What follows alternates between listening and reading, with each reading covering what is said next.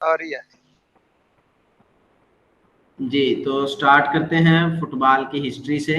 Football की जो history है, बॉल, फुट, आपको पता है पाँव और बॉल, यानी कि ऐसी गेम है जो पाँव के साथ खेली जाती है, जिसमें हम अपने जो हाथ हैं उसको इन्वॉल्व नहीं करते। तो जो पहली बॉल गेम थी जिसको पाँव के साथ खेला जाता था, किक किया जाता था, वो दूसरी से तीसरी सदी कबल मसीह में चाइना में खेली जाती रही है, जिसका नाम वुजू था। तो वुजू भी बिल्कुल जैसे आजकल फुटबॉल खेला जाता है, इसी तरह की गोल बाल से खेली जाती थी, जो कि चमड़े के साथ सलाई जो है वो हुई होती थी। लेकिन उसमें क्या था कि अब का जो फुटबॉल है उसमें और उसमें फ़र्क क्या था कि उसके अंदर हवा की बजाय या कोई भी चीज़, फर या पर वगैरह, उसको इकट्ठा किया होता था और उसके ऊपर जो है वो सिलाई चमड़े की हुई होती थी। जैसे हम बचपन में स्कूल में, प्राइमरी स्कूल में अमूमन बच्चे खेलते हैं, तो वो कैसे खेलते हैं कि जो कागज़ होते हैं, रद्दी कागज़, उन सबको इकट्ठा करके वो गोलाई की उसे शक्ल देकर उसके ऊपर कोई शापर जो वगैरह है उसको लपेट लिया जाता है कागज़ों को इकट्ठा करके, और उसको बतौर बाल हम यूज़ कर रहे होते हैं। कभी पाँव से खेल रहे हैं, कभी वो छोटी जो स्लेट होती है, तख्ती होती है, तो उसके साथ उसको यानी कि बतौर रैकेट उसको बनाया होता है तख्ती को, तो बच्चे जो है वो ऐसे खेल रहे होते हैं। तो इसी तरह से जो मिलती जुलती जो गेम थी वो कोजो दूसरी से तीसरी सदी कबल मसीह बिफोर, यानी कि आज से तकरीबन 2200 से 2300 साल पहले उसकी एविडेंस जो है वो मिलती हैं। तो इसके अलावा जो इस उसके बाद जापान में खेली जाने लगी। जापान में, जिसमें बाल को थोड़ा-सा मज़ीद बेहतर बनाया गया और उस गेम का नाम केमारी था। जो सबसे ज़्यादा काबिल कबूल कहानी है इस गेम से मुतल्लिक जो मिलती है हमें, वो ये कि इस गेम को 12वीं सदी में इंग्लैंड में फ़रोग़ दिया गया और इस दौर में फुटबॉल से मिलती-जुलती खेल इंग्लैंड की सड़क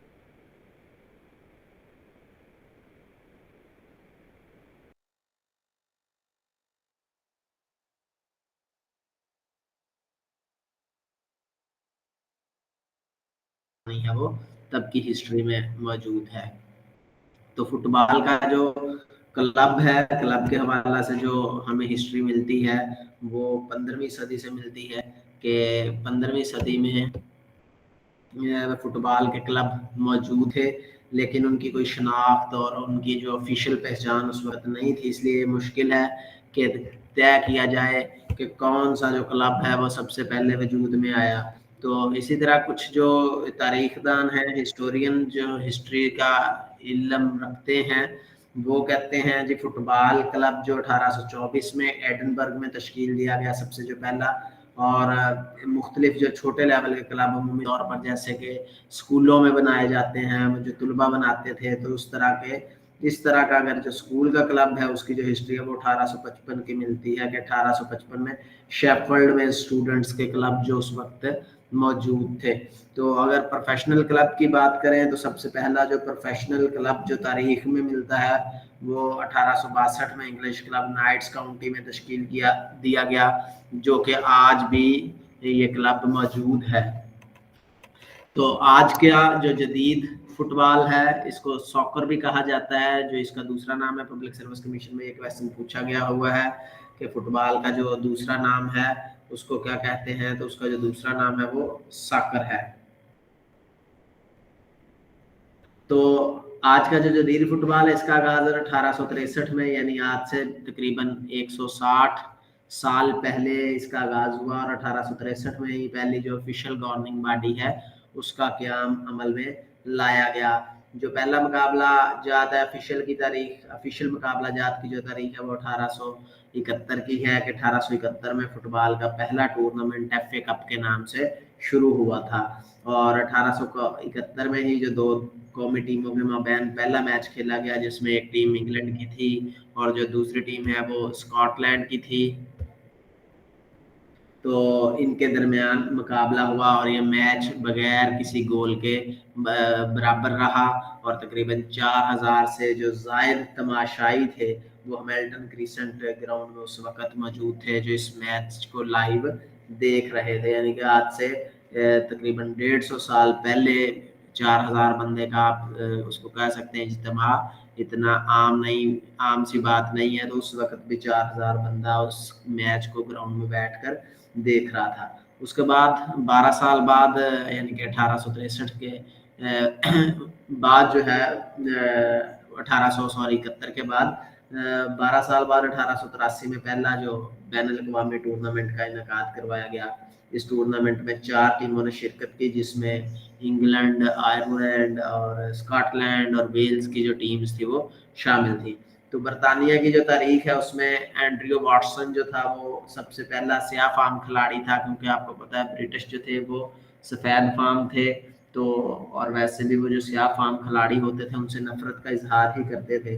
तो जो बरतानिया की तारीख में एंड्रयू वाटसन पहला स्याह फाम फुटबॉल का खिलाड़ी था, जो कि स्कॉटिश क्लब को जो स्कॉटिश क्लब क्वीन पार्क है उसकी तरफ से 1880 की जो दहाई है उसमें ये फुटबॉल खेलता रहा है। तो international football association board IFAB ये गवर्निंग बॉडी है फुटबॉल की, जो सबसे पहली जिन्होंने जो फुटबॉल के कवानीन हैं उसको तश्कील दिया। ये 2 जून 1886 को इस तंजीम का जो इसको तश्कील दिया गया और आज तक फुटबॉल की जो बानी तंजीम है उसके तौर पर ये अपना किरदार अदा कर रही है। फुटबॉल खेल के तमाम तर जो ज़ाब्ते हैं या इनमें रद्दोबदल जितनी भी होती है उसकी तमाम तर ज़िम्मेदारी IFAB की है। कि कोई भी नया कानून बनाना हो, कोई भी नई जो पुरानी चीज़ है उसको ख़त्म करना है, कोई नई चीज़ उसमें अमेंडमेंट करनी है, तो उसकी जो ज़िम्मेदारी है वो IFAB है, यानी कि IFAB है जो एज ए गार्डियन उसकी इस फुटबॉल की जो तंजीम है। तो इसका जो हेडक्वार्टर है IFAB का वो ज़ेवरिख में है, यानी कि स्विट्ज़रलैंड में। Secretary of IFAB is Lukas Brud उसका नाम है। और जो स्टैनले रोस है वो पहले फीफा के प्रेसिडेंट बने, जिन्होंने ये जो फीफा के पहले प्रेसिडेंट बने उन्होंने IFAB में रहते हुए उन्होंने पहले जो फुटबॉल के कवानीन थे उनको लिखा और 1886 में इसको लिखा गया। 1886 में ही IFAB तंजीम कायम हुई थी और 1886 में ही जो सबसे पहले कवानीन लिखे, उसके बाद उसको रीड्राफ्ट जाके 110-11 साल बाद 1997 में उसमें जाके दोबारा तरामीम जो है वो की गई हैं। तो यहाँ तक किसी का भी क्वेश्चन?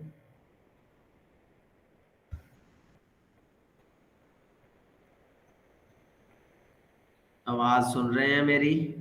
सर फीफा और IFAB के एक ही है दोनों? गवर्निंग बॉडी है ना ये फुटबॉल की, तो ये फीफा और बॉडी है, IFAB और बॉडी है। जो ओरिजिनल बॉडी है वो IFAB है, यानी कि जितने भी कवानीन बनते हैं वो फीफा की जिम्मेदारी नहीं है, वो IFAB की जिम्मेदारी है। ओके। उसके बाद आगे चलते हैं। FIFA federation international D football association 1904 में जो बनाई गई, वो जो बॉडी थी IFAB वो 1886 में, और ये जो फेडरेशन थी ये 1904 में पेरिस में बनाई गई। अब चूंकि ये पेरिस में है, पेरिस में इसके जो बानी मेंबरान थे वो बेल्जियम था, फ्रांस था, डेनमार्क था, नेदरलैंड, स्पेन, स्वीडन और स्विट्जरलैंड। इन ममालिक की जो मुश्तरका कमेटी थी उन्होंने इस जो तंजीम है फीफा उसको बनाया। तो इसी वजह से, क्योंकि उस वक्त ब्रिटिश कॉलोनीज थी, ब्रिटिश का होल्ड था, तो उन्होंने उस वक्त जो इंग्लैंड और इसके जो हवारी थे उन्होंने इस तंजीम को मानने से इनकार कर दिया, क्योंकि उनके मुताबिक ये था कि फुटबॉल चूंकि पहले से ईजाद हो चुका है, IFAB जो दूसरी है एसोसिएशन वो भी क्याम पजीर है, तो इसलिए कोई नई एसोसिएशन बनाने की ज़रूरत नहीं है। तो इसलिए उन्होंने शुरू में इसका बाइकाट किया था, बाद में वो जो इस तंजीम के साथ वाबस्ता हुए। तो उसमें फिर उनकी जो कमिटमेंट थी वो यही थी, जो कवानीन बनाएंगे वो IFAB बनाएगी। तो लेकिन जो गवर्निंग बॉडी है वो फीफा के तौर के ऊपर, यानी कि जो पूरी दुनिया में इसके मुकाबले करवाने की जिम्मेदारी है वो अब फीफा के पास है। लेकिन अगर कोई फुटबॉल के कवानीन में तब्दीली करनी है वो फीफा नहीं कर सकता, वो सिर्फ IFAB जो है वो कर सकती है। तो इसलिए इस तरह इसकी जो दो पैरेलल बॉडी हैं, लेकिन दोनों के जो काम है वो डिफरेंट है। एक कानून बनाने और उसमें तरमीम करने का इख्तियार रखती है, जबकि जो दूसरी है वो पूरी दुनिया में इसके सिर्फ मुकाबला जात उन कवानीन जो IFAB ने तय किए होते हैं उनके मुताबिक उसके मुकाबला जात करवाने की जिम्मेदारी फीफा की है। तो इस तरह जो IFAB 1908 में फुटबॉल को जो है वो ओलंपिक खेलों में शामिल किया गया। 1908 की जो ओलंपिक गेम है चूंकि लंदन में हुई थी तो उसमें फुटबॉल को शामिल किया गया, जबकि जो खवातीन की फुटबॉल है उसको 1996 तक ओलंपिक खेलों में शामिल नहीं किया गया। तो पहला जो फीफा का वर्ल्ड कप है, चूंकि ये फीफा 1904 में बनी, लेकिन जो वर्ल्ड कप पहला ऑर्गेनाइज करवाया फीफा ने वो 1930 में जाके उससे पहले जो इन दोनों तंजीमों के दरमियान उनके क्लैशेस चलते रहे हैं। तो जो पहला फीफा वर्ल्ड कप है वो 1930 में जो है वो स्टार्ट किया। नाउ जो फुटबॉल है वो इस वक्त जो दुनिया में सबसे ज्यादा खेले जाने वाला गेम है, यानी कि सबसे ज्यादा खिलाड़ी इस गेम खेल से वाबस्ता है और सबसे ज्यादा तमाशाई भी इसी खेल से वाबस्ता है। आपके सामने है अभी रिसेंटली कतर में जो फीफा का वर्ल्ड कप हुआ है, लोगों की जो तवज्जो और लोगों ने यानी कि उसको ऊपर जितना फोकस था, कतर ने उसके ऊपर जितनी इन्वेस्टमेंट की थी, तो वो सारी इसका मतलब गेम की पॉपुलैरिटी है कि कतर ने भी अगर इतना पैसा इन्वेस्ट किया था तो उसके पीछे मकसद यही था कि उन्हें पता है कि तमाशाई और शायकीन इस गेम को इतना पसंद करते हैं कि वो जितनी इन्वेस्टमेंट कर रहे हैं इनसे डबल होकर उन्हें वापस मिल सकती है। तो ये फुटबॉल की हिस्ट्री है, शॉर्ट सी हिस्ट्री हमने इसको डिस्कस किया है। यहाँ तक अगर कोई है क्वेश्चन वो पूछ सकता है, फिर आगे हम चलते हैं इसकी जो प्लेइंग फील्ड और इसकी जो डायमेंशन है उसकी तरफ।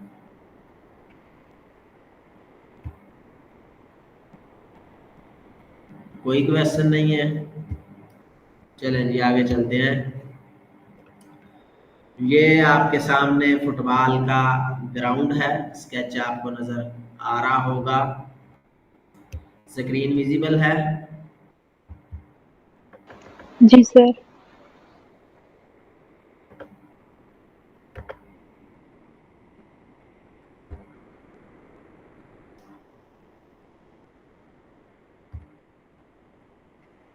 जी, तो फुटबॉल का ग्राउंड जो है वो खुले मैदान में खेला जाता है ये खेल।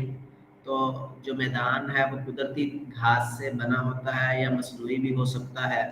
अगर तो कुदरती घास है तो जाहिर सी बात है कि जो नीचे ग्रास का कलर है वो ग्रीन ही होगा, और अगर मसनूई मटेरियल से बना है तब भी जो इसका कलर है वो ग्रीन कलर में इसका होना ज़रूरी है।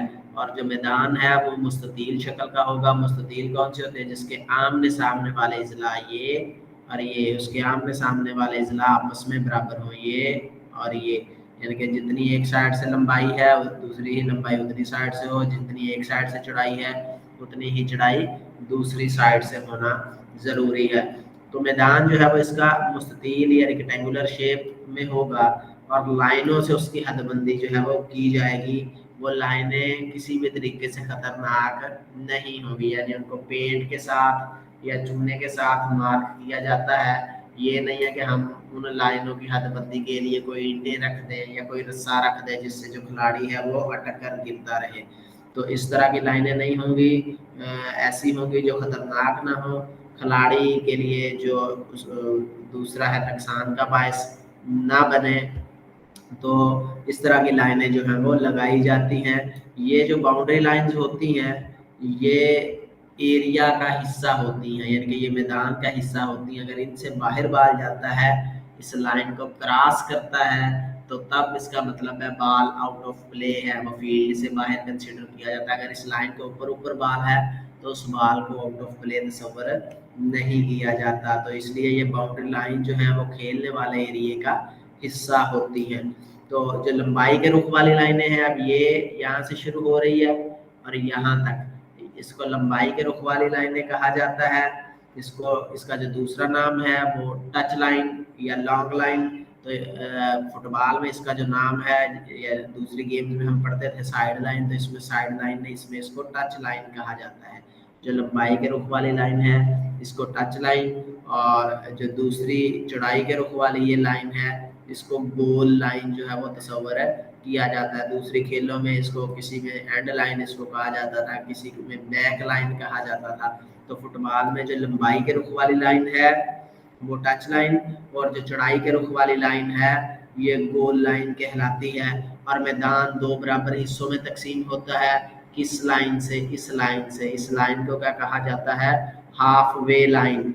तो हाफ वे लाइन की मदद से ग्राउंड को दो हिस्सों में तकसीम किया जाता है, बिल्कुल दरमियान से कि आधा हिस्सा एक तरफ और आधा हिस्सा जो है वो एक तरफ हो। तो इस लाइन के ऊपर, इस लाइन का जो मरकज होगा वो मैदान का मरकज जो है वहाँ पर फीता रखा जाता है, और 9.15 मीटर या 10 गज की जो कॉस है वो लगाई जाती है। जब ये पूरी कॉस चारों तरफ घूमेगी तो ये क्या बन जाता है, सर्कल। तो इसको सेंटर सर्कल कहा जाता है। तो यानी कि अगर यहाँ से इसकी पैमाइश की जाए यहाँ तक तो ये 9.15 मीटर होगी, अगर यहाँ से इस तरफ भी पैमाइश की जाए तो 9.15 मीटर। तो ओवरऑल जो सेंटर सर्कल है वो 10-20 गज, या अगर उसको हम लेंगे मीटर्स में तो 18.30 मीटर या 20 गज का जो सेंटर सर्कल है वो होता है।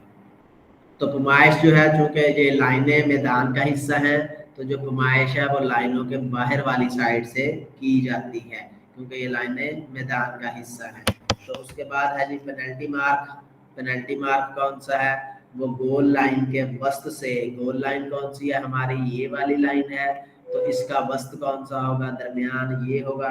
इससे अंदर की तरफ जो है वो ग्राउंड के पेनल्टी मार्क गोल लाइन के वस्त से मैदान के अंदर की तरफ, ये कितने फासले के ऊपर, 11 मीटर के फासले के ऊपर ये लाइन जो है, ये स्पॉट है वो लगाया जाता है। जब भी कोई पेनल्टी किक होती है तो यहाँ पर बॉल को रख के जो किक किया जाता है, एक सिर्फ गोलकीपर जो है वो यहाँ पर खड़ा होता है जो इसको रोकता है। इसके अलावा हर कोने से दोनों जानब, ये कार्नर है तो हर कोने से दोनों जानब, ये कोना है कार्नर, इसी तरह ये कोना है, इसी तरह ये कोना, और 4 कोने हैं चूंकि, तो हर कोने से दोनों जानब 9.15 मीटर के फासले के ऊपर, गोल लाइन के ऊपर भी और टच लाइन के ऊपर भी। ये आपको छोटा सा निशान नजर आ रहा होगा जहाँ पर मेरा एरो है। तो ये जो मार्क है वो लगाए जाते हैं किस मकसद के लिए, कि जब अगर कार्नर किक लगाई जा रही होगी तो कोई भी खिलाड़ी यहाँ पर आकर खड़ा ना हो जाए, वो कम अज कम इस एरिए के पीछे पीछे जो है वो खड़ा हुआ होना चाहिए। तो इस मकसद के लिए ये टच लाइन के ऊपर भी और गोल लाइन के ऊपर भी ये मार्क हैं वो लगाए जाते हैं। जी सर, एरो इतनी ज्यादा घूम रही है कि समझ नहीं आ रही कि कौन सी एरो आप यूज कर रहे हैं। क्या हो रहा है सर, एरो ज्यादा घूम रही है, एक एरो नहीं, शो ज्यादा हो रही है। अच्छा चले, अब कितने हैं, अभी एक है। चले ठीक हो गया। तो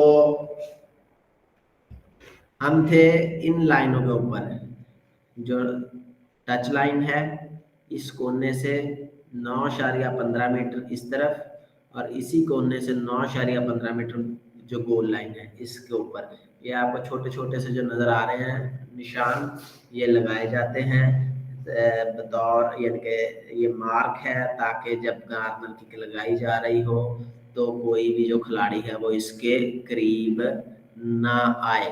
तो इसको जो है वो ऑप्शनल मार्क के तौर पर 9.15 मीटर या 10 गज की जो फासला है उस पर ये लगाए जाते हैं।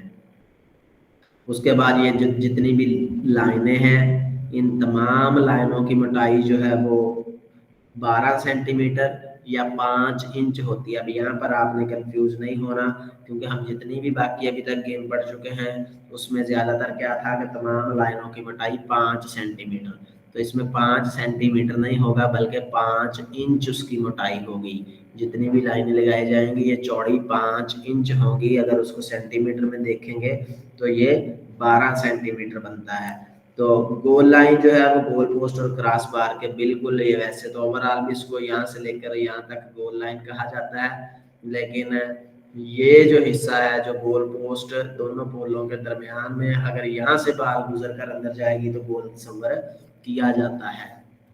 तो जो गोल लाइन है, टच लाइन है सॉरी, यहाँ से लेकर यहाँ तक, तो इसकी लंबाई होगी कम अज कम ग्राउंड की जो लंबाई, गोल लाइन की जो ग्राउंड की जो लंबाई है वो कम अज कम 100 मीटर और ज्यादा से ज्यादा 110 मीटर हो सकती है। अगर आप इसको यार्ड में कर रहे हैं, गज में पैमाइश कर रहे हैं, तो फिर 110 गज से लेकर 120 गज तक ये उसकी जो लंबाई है वो होती है। और जो चौड़ाई है यानी कि गोल लाइन मिनिमम 64 मीटर और ज्यादा से ज्यादा जो है वो 75 मीटर तक हो सकती है। और ये अगर इसको गजों में पैमाइश की जाए तो ये 70 से 80 गज होती है।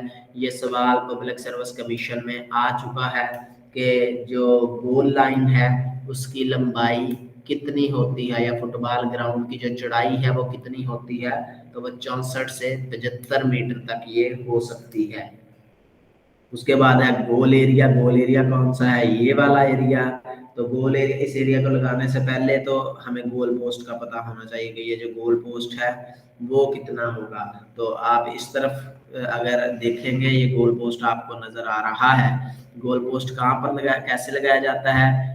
ये जो लाइन है गोल लाइन, इसका बिल्कुल मरकज देखा जाता है। मरकज ये है, तो ये इस मरकज से 3.66 मीटर इस तरफ और 3.66 मीटर इस तरफ जो है वो निशान लगाए जाते हैं। इस तरह ये टोटल जो बनता है ये 7.32 मीटर बन जाता है। यानी कि एक पोल से दूसरे पोल तक का जो फासला है वो 7.32 मीटर होता है। इस एरिया के अंदर से अगर बाल गुजरेगा तो गोल तस्वर होगा, अदरवाइज गोल तस्वर नहीं होगा। अगर इसको गज में देखते हैं तो ये जो पैमाइश है ये 8 गज बनती है। अगर मीटर में देखते हैं तो 7.32 मीटर बनती है।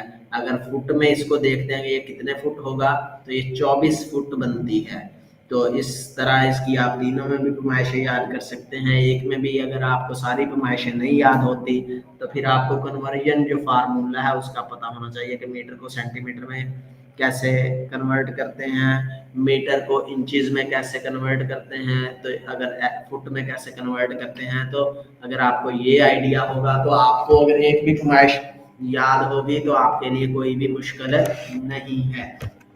तो गोल पोस्ट जो लगाए जाते हैं, एक गोल पोस्ट से दूसरे गोल पोस्ट तक का जो फासला है वो 7.32 मीटर या 8 गज या 24 फुट जो है वो इसका दरमियानी फासला होता है।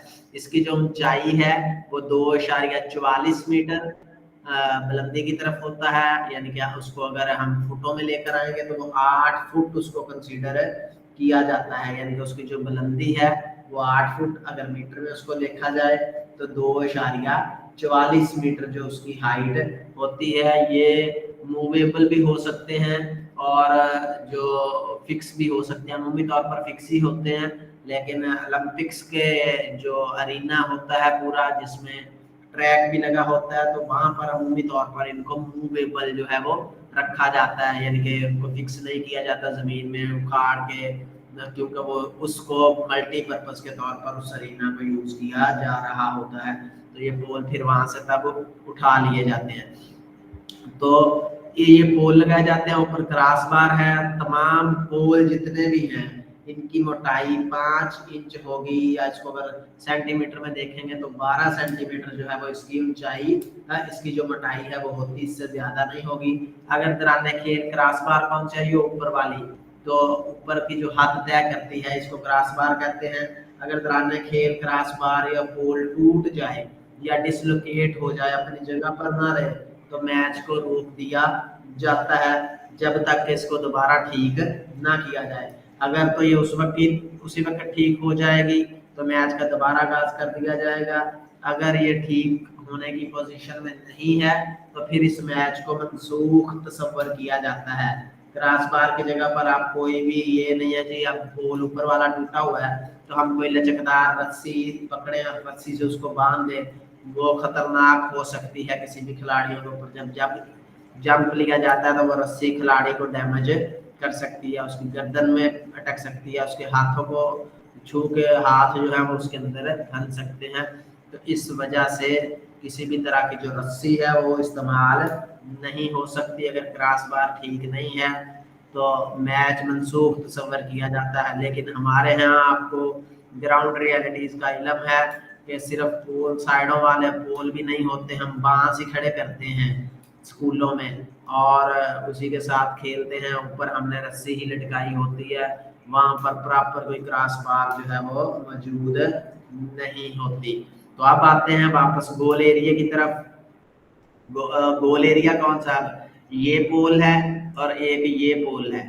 इन दोनों पोलों से यहाँ से गोल लाइन के ऊपर 5.50 मीटर या 6 गज बाहर की जानब, ये इस तरफ भी और इस पोल से इस तरफ भी, ये आपने दरमियान से नहीं लेना, याद रखिएगा।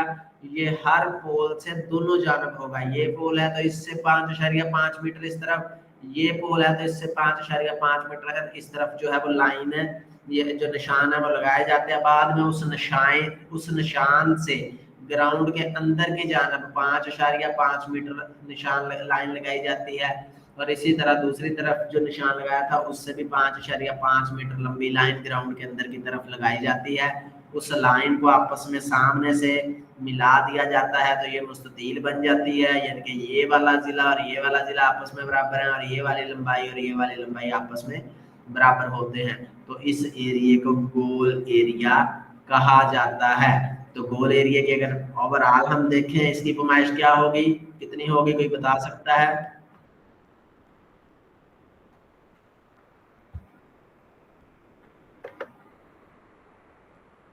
गोल एरिया की ओवरऑल पैमाइश कितनी होगी?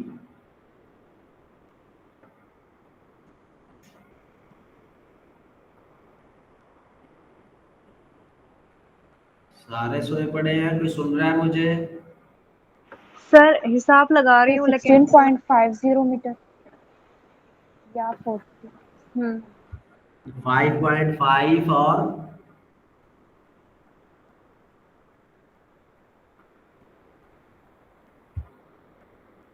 तो ये जो है वो 5.5 एक तरफ है, 5.5 ही दूसरी तरफ है। ये कितना हो गया? 11 और 7.32 मीटर दोनों पोलों का आपस में फासला था। तो ये कितना बन जाएगा? 11 और 7 18.32 मीटर। यानी कि यहाँ से लेकर यहाँ तक जो फासला है वो 18.32 मीटर होगा। यहाँ से लेकर यहाँ तक का फासला जो है वो 5.5 मीटर होगा। तो गोल एरिया की ओवरऑल जो पैमाइश है वो 5.5 ज़रब 18.32 मीटर होती है। तो इसको गोल एरिया तस्वर किया जाता है। क्लियर है? जी सर। उसके बाद लगता है पेनल्टी एरिया। पेनल्टी एरिया कौन सा है कि इस एरिया के अंदर कोई भी टीम अगर कोई फाउल ऐसा सर्जित करती है जिससे गोल होने का यकीनी मौका जाया हो जाए तो फौरी तौर पर रेफरी यहाँ से पेनल्टी किक का इशारा दे देता है कि यहाँ से पेनल्टी किक लगाई जाती है गोल होने का यकीनी मौका अगर जाया हो। तो ये कैसे लगाया जाता है? इस एरिया को पेनल्टी एरिया कहा जाता है। ये वाला जो आपको नजर आ रहा है बाहर, तो इसको पेनल्टी एरिया कहा जाता है। ये कैसे लगाया जाता है? इसी पोल से 16.5 मीटर आपने इस तरफ आना है, यहाँ तक 16.5 मीटर और दूसरी साइड वाला जो पोल है वो यहाँ से 16.5 मीटर इस तरफ आना है। हम अमूमी गलती क्या करते हैं, हम ग्राउंड का मरकज, ये गोल लाइन का मरकज लेकर वहां से 16.5 मीटर बाहर की तरफ आते हैं। वहां से नहीं आना, बल्कि हर पोल से, जो पोल है वहां से 16.5 मीटर इस तरफ और इसी पोल से दूसरी तरफ भी 16.5 मीटर जो है वो निशान लगाए जाते हैं। उन निशानों से 16.5 मीटर ग्राउंड के अंदर की तरफ भी लाइन लगाई जाती है दोनों साइड पे। यहाँ से लेकर यहाँ तक 16.5 मीटर या 18 गज और यहाँ से लेकर यहाँ तक 16.5 मीटर जो है वो लाइन लगाई जाती है। आपको स्क्रीन पे एरो काफी ज्यादा तो नहीं नजर आ रहे?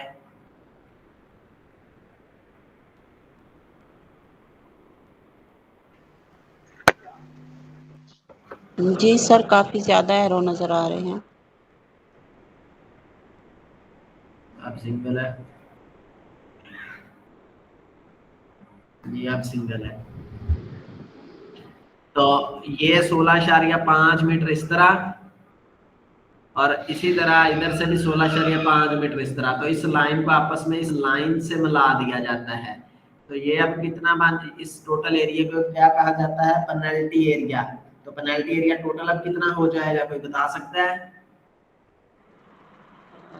9.15 सर। नो, आप ऊपर से देख के ना बताइए। ऊपर आप जो निशान तमाशे देख रही हैं वही पढ़ रही हैं, मैंने और कुछ पूछा है। ये टोटल पेनल्टी एरिया के जो रेक्टेंगुलर बनी है, मुस्ततील बनी है, इस टोटल की इसकी जुबैर साहब, लंबाई चौड़ाई कितनी होगी? जी जी सर वो माजरत बीच में ना माइक का इशू आ रहा था, इसलिए बीच में क्वेश्चन नहीं कर सके। चले आप कंटिन्यू करें, फिर पूछ लेते हैं आपसे।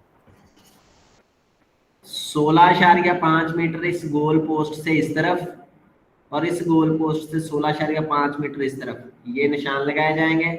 यहाँ से ग्राउंड के मैदान के अंदर की जानब 16.5 मीटर इस तरफ, और इस निशान से 16.5 मीटर इस तरफ। बाद में जो एक सामने लाइन है उसके जरिए इस मुस्ततील को आपस में मिला दिया जाता है। तो ये क्या बन जाती है? मुस्ततील।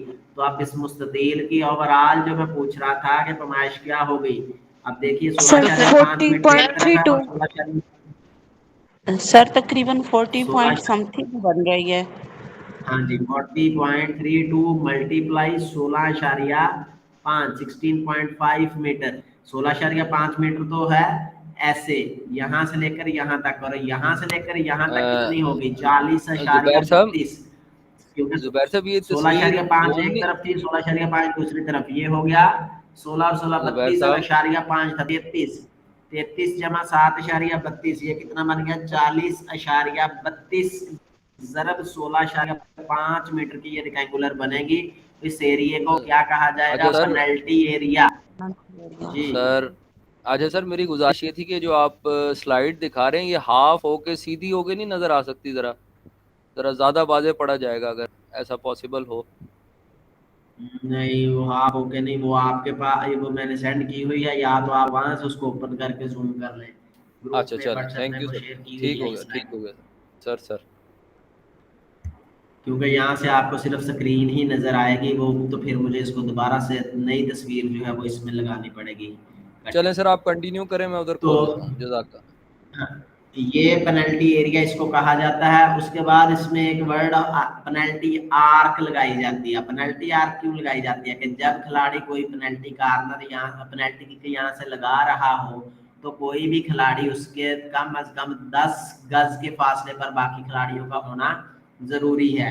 तो ये जो पेनल्टी का निशान था वो हमने इस मरकज से 11 मीटर के फासले के ऊपर लगाया था। अब यहाँ से वो फीता या प्रकार खोली जाएगी, मेजरमेंट टेप, और 9.15 मीटर सामने रखा जाएगा उसको, और वहां से उसको घुमा दिया जाता है इस दोनों साइडों पे, और ये इस मुस्ततील के साथ आकर मिलती है। तो ये क्या बन जाता है? पेनल्टी मार्क, जो पेनल्टी आर्क जो है, यानी कि या इसको पेनल्टी कॉस भी कहा जाता है। तो ये पेनल्टी कॉस जो है वो बनती है। तो पेनल्टी कॉस जो है वो 9 पेनल्टी मार्क से 9.15 मीटर या 10 गज के फासले के ऊपर लगाई जाती है। इसको पेनल्टी कॉस कहा जाता है। अब इसमें एक और है, पेनल्टी एरिया आपका हो गया, पेनल्टी मार्क भी हो गया, और पेनल्टी कॉस भी हो गया। उसके बाद है कॉर्नर एरिया। कॉर्नर क्या है? एक्सक्यूज कोना। सर, कोना है, सर मुझे एक यानी क्वेश्चन पूछना है। जहां पर आपकी, जी क्वेश्चन पूछिए। सर ये कॉस्ट लगाई क्यों जाती है, इसका क्या पर्पस है? जब ये पेनल्टी पेनल्टी। किक कोई खिलाड़ी लगा रहा होता है, तो बाकी तमाम जी खिलाड़ियों का उस पेनल्टी लगाने वाले खिलाड़ी से कम अज कम जो फासला है वो 10 गज या 9.15 मीटर का होना जरूरी है, ताकि जो खिलाड़ी जो कार पेनल्टी किक लगा रहा है उसको डिस्टर्ब ना किया जा सके। तो वो तमाम खिलाड़ियों सर, को इस फासले पर रखना। अब ये देखिए 11 मीटर के ऊपर है, तो अगर बिल्कुल ये जो लाइन है मुस्ततील, ये तो लगी है 16.5 मीटर के फासले पर, तो 11, तो ये फासला सिर्फ होगा 5। तो इस वजह से उस फासले को बराबर रखने के लिए 9.15 मीटर की जो है वो पेनल्टी कॉस आगे लगाई जाती है। सर लगाने वाला तो एक होता है, उसके बाद लेकिन है जी, रोकने वाले कितने? रोकने वाला भी एक होता है, लगाने वाला भी एक होता है। तो बाकी खिलाड़ी इसके पास ना आए, वो सारे इस पेनल्टी एरिया, जब पेनल्टी लगाई जा रही होती है वो सारे पेनल्टी एरिया के बाहर खड़े होते हैं। सही। तो जो सर कॉर्नर किक होती है वो, उसमें प्लेयर्स कहाँ होते हैं? कार्नर किक का वो वही मैं बताने लगा हूँ कि अब आ जाते हैं कार्नर किक। कार्नर किक थी ये, इस कोने से लगाई जा रही है कार्नर किक। तो कोना, ये कार्नर किक कितनी होगी, 1 मीटर का जो रेडियस है उसका होता है। उस प्रकार का इस कोने से 1 मीटर इस तरफ और 1 मीटर इस तरफ जो है वो फीता खोल के उसको घुमा दिया जाता है, उन दोनों निशानों को आपस में मिला दिया जाता है, तो ये कॉस बन जाती है, जिसको कार्नर किक की जो कॉस है वो कहा जाता है। इसके किनारे के ऊपर, उस कोने के ऊपर फ्लैग के साथ उसकी जो लगाए जाते हैं। फ्लैग 1.5 मीटर जो है उनकी वो हाइट होती है, 5 फुट ऊंचे होते हैं। तो जब यहाँ से सर मेरा खिलाड़ी एक और कार्नर किक क्वेश्चन। लगा रहा होगा, यहाँ से जब खिलाड़ी कार्नर किक लगा रहा होगा, आपने देखा होगा हमने पहले निशान लगाए थे 9.15 मीटर के फासले पर, इस लाइन के ऊपर भी और इस लाइन के ऊपर भी, गोल लाइन पे भी और टच लाइन के ऊपर भी। ये इसी मकसद के लिए लगाए थे कि जब खिलाड़ी कार्नर किक लगा रहा हो तो कोई भी दूसरा खिलाड़ी उसके ज्यादा करीब ना जा सके, कम अज कम उसका जो फासला है वो 10 गज या 9.15 मीटर का होना जरूरी है। तो जब अगर यहाँ से खिलाड़ी लगा रहा होगा कार्नर, तो कोई दूसरा खिलाड़ी यहाँ 5 मीटर के फासले पर उसके पास नहीं आ सकता, कम से कम उसको इस लाइन से पीछे खड़ा होना पड़ेगा। तो बाकी जो खिलाड़ी हैं वो यहाँ पर ही होते हैं, उनकी कोशिश होती है, वो हर टीम की अपनी हिकमत अमली है कि ये खिलाड़ी यहाँ से इस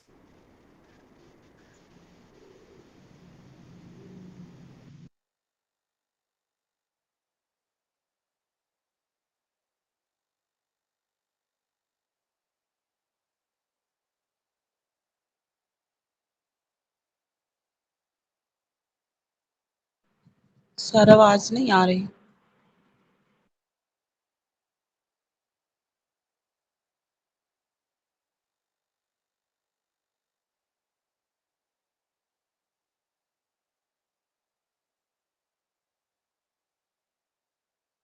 पास कर दे, ये वाला खिलाड़ी लेकर आए, या ये खिलाड़ी जो है वो डायरेक्टली बॉल इधर खा ले। आवाज आ रही है मेरी? जी सर, सर अब आने कट लगी है। कट आ रही है। चले जी, उसके बाद ये हमारा सारा हो गया मेजरमेंट। सर एक क्वेश्चन और मेरा आपसे। जी सर जो पेनल्टी लगाते हैं, पेनल्टी किक लगाने वाले के तो जो जितने भी प्लेयर्स होते हैं वो तो क्रॉस के बाहर खड़े होते हैं, लेकिन जो डिफेंस कर रहे होते हैं उनके प्लेयर्स बाकी किधर खड़े होते हैं तो? वो भी एक ही होगा, सिर्फ गोलकीपर अंदर खड़ा होगा, बाकी सारे बाहर होंगे। वो किस साइड पे खड़े होंगे? वो किसी भी साइड पे खड़े होंगे? पेनल्टी एरिया के बाहर खड़े होंगे। सही। वो आगे प्लेयर की जो पोजीशन है उसमें हम डिस्कस करते हैं, ये अभी सिर्फ उसकी जो पैमाइशें हैं ग्राउंड की वो डिस्कस कर रहे हैं। ये सारी स्लाइड्स आपको वही जो हम पढ़ चुके हैं कि ग्राउंड कैसा होगा, उसकी जो मेजरमेंट है वो कैसे होंगी, कौन सी लाइन क्या कहलाती है। तो ये सारी जो है वो आ जाती है। गोल एरिया कौन सा होता है, पेनल्टी एरिया कौन सा होता है, पेनल्टी मार्क कौन सा होता है, पेनल्टी आर्क कौन सी होती है, कार्नर एरिया कौन सा होता है, और फ्लैग पोस्ट। फ्लैग पोस्ट हम डिस्कस कर रहे थे। फ्लैग पोस्ट को है कोने के ऊपर लगाया जाता है, जो कार्नर का किक का जो निशान लगाया है वहां पर होता है फ्लैग पोस्ट। 1.5 मीटर उसकी बुलंदी होती है, हर कोने के ऊपर होता है फ्लैग। तो यानी कि 5 फुट उसकी जो बुलंदी होती है।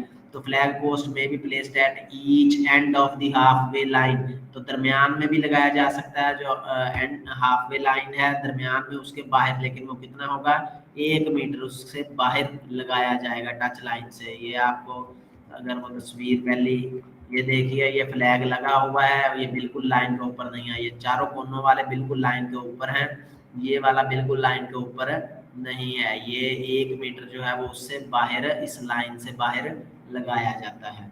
तो ये फ्लैग होते हैं।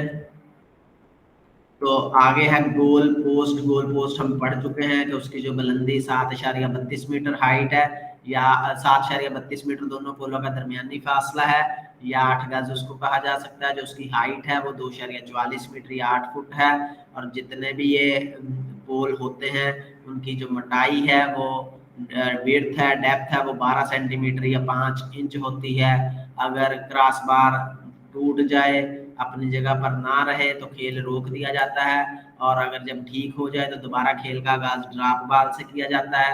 अगर ये ठीक ना हो तो मैच मनसूख तस्वर किया जाता है। किसी भी रस्सी को वहां जो किसी खिलाड़ी के लिए नुकसान का बायस हो उसको वहां पर लगाने की इजाजत नहीं होती। उसके बाद है जी बाल इसका फुटबॉल का। फुटबॉल का जो बॉल है वो गोल शक्ल का होगा और ख़ास मटेरियल से, लेदर से या किसी खास मटेरियल से, मसनूई मटेरियल से बना होता है। इसका जो सरकमफ्रेंस यानी कि महीत है वो 68 से 70 सेंटीमीटर तक होता है। अगर उसको इंचेस में करेंगे तो 27 से 28 इंच तक उसकी जो सरकमफ्रेंस है वो होता है। इसका जो मैस है वो 410 से 450 जो न्यूटन है, क्योंकि अब हमारे यहाँ वो पैमाइश करने के लिए हमने वेट ही रखा जाता है। तो इसको हम कह सकते हैं कि उसका जो वजन है वो 410 से 450 ग्राम, या अगर उसमें करते हैं तो 14 से 16 होता है। तो जो हवा का प्रेशर है वो एटमॉस्फेयर जो दबाव है वो 0.6 से 1.1 तक, एट सी लेवल क्या होगा 8.5 पाउंड से 15.6 पाउंड तक उसमें जो हवा का दबाव है वो होता है। तो रिप्लेसमेंट है कि बाल कब तब्दील की जाएगी। प्ले इफ द बाल बिकम डिफेक्टिव, अगर बाल फट गई है दौरान खेल या नकारा हो गई है, खेलने के काबिल नहीं रही, तो क्या होगा, बाल को तब्दील किया जाएगा, उसी वक्त खेल को रोका जाएगा और जहां पर खेल को रोका था वहीं से खेल का दोबारा आगाज किया जाता है ड्रॉप बॉल के जरिए। ड्रॉप बॉल क्या होती है कि जो रेफरी है वो दोनों खिलाड़ियों के दरमियान बाल को हवा में उछाल देता है, ड्रॉप कर देता है उसको, तो जो फिर उसको लेकर चला जाए। अगर बाल नकारा हुई है ड्यूरिंग किक ऑफ करने लगे थे, बाल फट गई, तो दोबारा खेल का आगाज किक ऑफ से ही होगा। अगर गोल किक करने लगा था, बाल फट गई, तो दोबारा खेल का आगाज गोल किक से होगा। अगर कॉर्नर किक लगाने लगे थे, बाल फट गई है, नकारा हो गई है, तो दोबारा खेल का आगाज कॉर्नर किक से होगा। अगर फ्री किक या पेनल्टी किक या थ्रो इन होगी, यानी कि जिस सूरत में बाल फटी है उसी सूरत में मैच का आगाज जो है वो किया जाएगा। तो if the ball become defective during a penalty kick or kick from the penalty mark as it move forward and before it touch a player crossbar or goal post, then penalty kick is retaken। यानी कि जब penalty kick ली जा रही थी तो उस दौरान इधर से खिलाड़ी ने किक लगा दी थी, लेकिन अभी बाल हवा में थी, रास्ते में थी, ना वो गोल पोस्ट तक पहुंची, ना वो क्रॉस बार से टकराई, ना वो किसी खिलाड़ी से टकराई है और फट गई है हवा में, तो दोबारा से पेनल्टी किक जो है वो लगाई जाएगी। तो बॉल में not be change during the match without the referee permission. जब तक रेफरी ना चाहे, रेफरी की इजाजत ना हो, बाल को तब्दील नहीं किया जा सकता। तो ये हमारी उसकी पैमाइशें हैं फुटबॉल की, फुटबॉल के ग्राउंड की। यहाँ तक किसी को कोई कंफ्यूजन हो वो पूछ सकता है। सर ड्रॉप बॉल का क्या मतलब होता है? सर बॉल रख नहीं देते वो? ड्रॉप बॉल खिलाड़ियों के दरमियान बाल को उछाल, यानी कि जहाँ पर खेल चल रहा था दरमियान में तो बाल नकारा हुई है, दोबारा खेल का आगाज करना है, तो खेल का आगाज ड्रॉप बॉल यानी कि दोनों खिलाड़ियों के दरमियान बाल को उछाल जो है वो छोड़ दिया जाता है। तो जो खिलाड़ी उसको लेकर चला जाए वो उससे खेल का जो आगाज है, यानी कि बाल जैसे ही हरकत में आता है तो बाल इन तस्वर किया जाता है और खेल का आगाज हो जाता है। अच्छा सर, इसमें ये सवाल पॉइंट है, ये कॉर्नर किक, फ्री किक, तो सर ये फ्री किक किस नौयत की, मतलब ये गोल पोस्ट के पास से होगी या साइड मुझे कॉर्नर? दो किक जो है वो दो तरह की होती हैं, आगे शायद वो आएगा। एक होती है डायरेक्ट फ्री किक और दूसरी होती है indirect free kick. Direct free kick यानी कि कोई ऐसा फाउल जो ज्यादा कानून की, जिसमें ज्यादा खिलाफ वर्जी हुई हो, तो रेफरी डायरेक्ट फ्री किक कहता है। उसकी एग्जांपल कौन सी है? पेनल्टी किक जो है वो फ्री डायरेक्ट फ्री किक की एग्जांपल है, कॉर्नर किक है वो डायरेक्ट फ्री किक है, या हैंडबॉल हो जाता है, खिलाड़ी जानबूझकर बॉल को पकड़ता है, हाथ लगाता है, तो उस सूरत में भी डायरेक्ट फ्री किक दी जाती है। तो किक ऑफ जो है वो भी डायरेक्ट फ्री किक है, क्योंकि किक ऑफ के ऊपर अगर खिलाड़ी गोल कर दे तो वो गोल तस्वर हो जाता है, तो इसको डायरेक्ट फ्री किक कहा जाता है। और इनडायरेक्ट फ्री किक क्या है कि जिसमें खिलाड़ी अगर डायरेक्ट वो गोल पोस्ट में बॉल पहुंचा भी दे तो उसको गोल तस्वर नहीं किया जा सकता, उसको पास करना जरूरी है।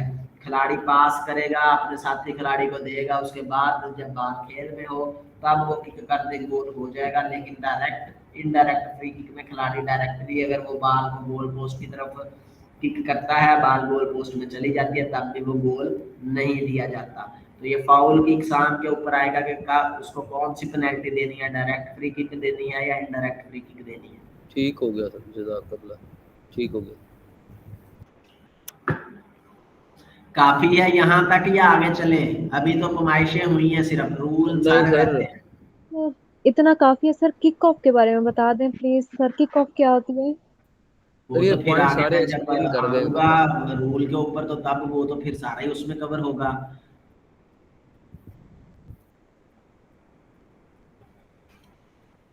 जी, डिफरेंट रूल्स हैं प्लेइंग के, यानी कि अभी 17 स्लाइड हुई हैं, 51 स्लाइड हैं, 17 अभी तक हुई हैं, तो इसका मतलब है 1 घंटा हो चुका है। अगर आप बोर हो रहे हैं तो बता दीजिए, लेक्चर का एंड कर देते हैं। अगर आप मुझे मजीद बर्दाश्त कर सकते हैं तो मैं आगे चलता हूँ। सर बर्दाश्त का इशू नहीं है, थोड़ा समझने में थोड़ी ज़रा डिफिकल्टी हो रही है वो एक, क्योंकि सर जी आज के लिए इतना ही काफी है। हाँ, नेट के इश्यूज भी हैं, थोड़ा सा ये दुश्वारी हो रही है, और कोई बात नहीं। चलें फिर, रूल ऑफ प्लेइंग जो है वो फुटबॉल के वो फिर कल करेंगे। स्लाइड आपके पास पहुंच चुकी है, आप भी उसको देख लीजिएगा। चलें ठीक है सर, इसको फॉलो करने की कोशिश करते हैं इंशाल्लाह। ठीक हो जी, चलें, ओके। बहुत शुक्रिया सर, थैंक यू।